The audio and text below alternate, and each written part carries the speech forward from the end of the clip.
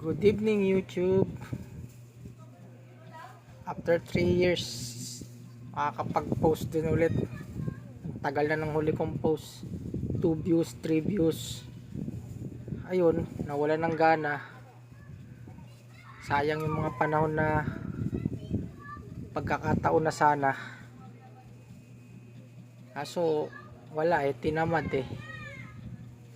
nung panahon ng pandemic. Gusto kong mag-YouTube, kaso nahihiya ako. Yun, gutom ka na nga, nahihiya ka pa. 'Di ba? Yan yung mga masasaklap na bagay na gutom ka na, nahihiya ka pa. Samantalang nung bata ako, nagtitinda naman ako ng barbecue. Titinda ako ng basahan.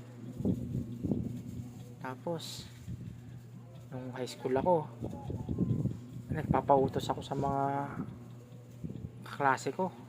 Bababa ko yung mga bote nung pinag-inuman nila. Kasi 'di ba may may deposito. 2 piso ng deposito noon sa mga coke. Kahit 4th floor yan, bababa ako, sabihin ko sa kaklase ko. Classmate, baka pwede namang ako na lang magbaba yung ng bote mo. Pero akin yung 2. Sa isang araw siguro nakakalimang baba ako. 5 baba. O di 10 piso yun.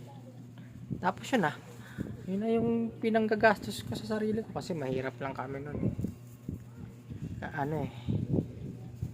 isang kahig isang tupa kami, kaya dumidiskarte. Kaya nga pinagtatakaan ko nung pandemic, bakit pa ako nahiya.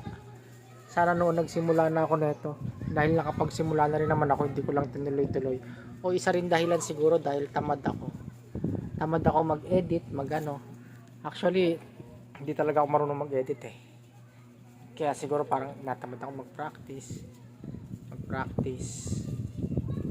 Kaya nung pag nakikita ko yung ibang mga sikat na vlogger na ngayon, grabe, 4 years ago nagsisimula pa sila, napapanood ko na sila, pero ngayon nanyaman-yaman na nila. Kasi inaral nila, yun yung pinagkaiba. Inaral nila, pinractice nila.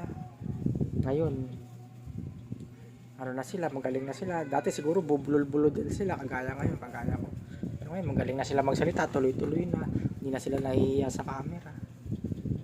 Hoping magkaroon ako ng views, kahit konti lang. Start na.